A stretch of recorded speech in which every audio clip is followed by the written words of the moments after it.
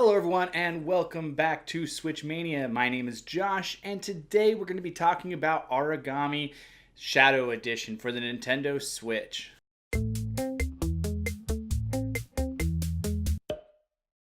So first of all, I gotta give a big shout out to Raymond over at Joycon Gamers.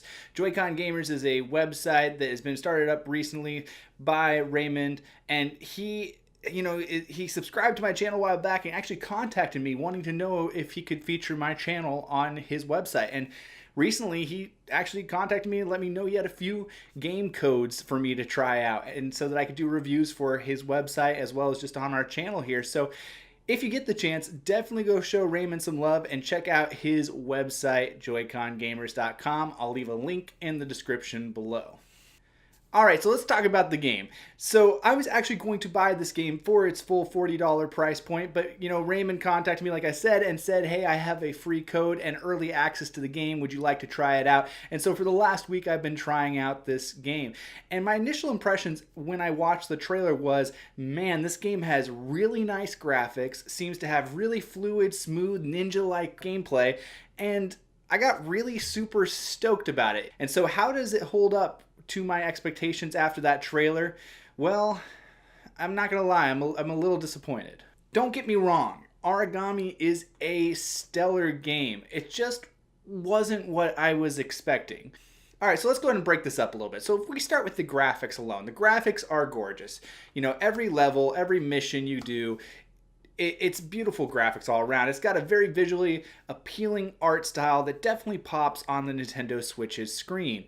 You can actually choose from a different array of costumes that are all unlockable as you go throughout the game by accomplishing different things. You start off with about 4 or 5 different color options as well, including the original red, but there's also like a turquoise and a brown as well. So definitely a couple different options to customize your character, which keeps you invested in the game. When it comes to the graphics, though, there is one thing that kind of bothered me, at least for the first several levels. There was no real change visually at all, and so it didn't really feel like each level was separate from each other. And I think that's just the main gripe I have about Aragami and the main reason why I'm disappointed. Ultimately, this game feels very, very repetitive, especially in the beginning of the game. So this game was originally released on the PS4 a while back and is finally being brought to the Switch on February 21st. The game retails at $30 digitally and is $40 for the physical copy if you prefer a physical copy. In case you don't know anything about the story, what the story is about is you are Aragami, a shadow sort of spirit that got summoned by a girl named Yamiko. And basically Yamiko has been taken by the, I think you say it, Kaiho, if I'm correct. And the Kaiho are basically these light warriors, and the light warriors have kidnapped her for unknown reasons. And so Yamiko, projecting her spirit or soul or something like that, gives Aragami the message that she would really like him to free her. And so you go around collecting artifacts that gives you insight into her memories, as well as just kind of gives you, kind of details as far as what's going on with the story. So let's dive right into those gameplay mechanics, shall we? Aragami, being a shadow spirit, essentially, can travel between shadows basically instantly. He can dash between them and can hide really well in the shadows. But if you were exposed to light, you become easily visible to your enemies. And by the way, this is a one-strike type of game, so if an enemy spots you, he will raise an alarm signaling to the rest of the Kaiho that you are in the nearby vicinity, and if they catch you, it is a one-hit kill. And when you die, you reset back at the beginning of the level. So essentially, you don't want to be caught. This really encourages a stealthy approach. And honestly, I really thought this would be my favorite part of the game, was the fact that it was such a stealth-based combat system.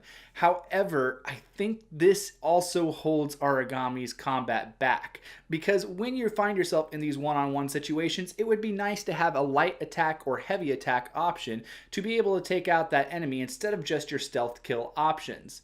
Now, that being said, there is a wide variety of skill sets that you can unlock for Aragami, and those do add some variety to the game. They do allow you to do things such as hide the body in a cloak of shadows and basically disintegrates the body so it can't be found again, which then makes it so that somebody can't walk by and discover the body and then report that there's an intruder in the area, right?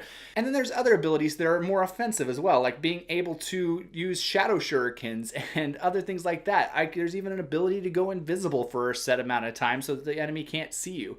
Now that being said, they can still hear you, so be careful about that. That skill set tree was definitely one of my favorite parts about the gameplay, and unlocking those was really interesting. But even with all these skill sets, like I said before, if you get caught, you pretty much are gonna die because it's a one-hit kill system, and so it's very easy to get caught, get knocked off, have to start a level all over again, and that can be extremely frustrating, especially if you made it like 3/4 of the way through the level and now have to restart everything. So what I found myself doing personally was, even though I had all these different skills that I unlocked, I very rarely used them. Why? Because I found a method that worked for me, and I would just use that over and over and over again to complete the levels. So outside of that, that was my strategy. Take out the archers and hide in the shadows and make my way to my objective. And that worked. And that's why I really felt like I didn't need the skill set as much. And it's really why a lot of the levels just felt repetitive. So here's my conclusion with this game.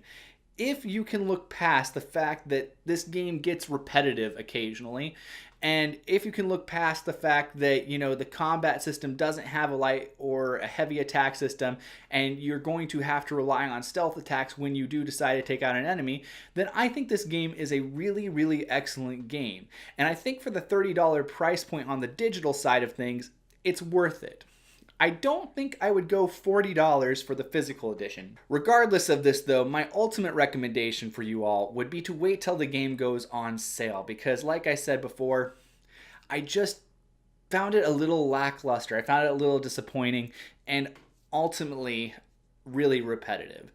Well, there you guys have it. If you like this video, hit that like button down below. If you're new to the channel, hit that subscribe button, and we'll see you guys in the next video.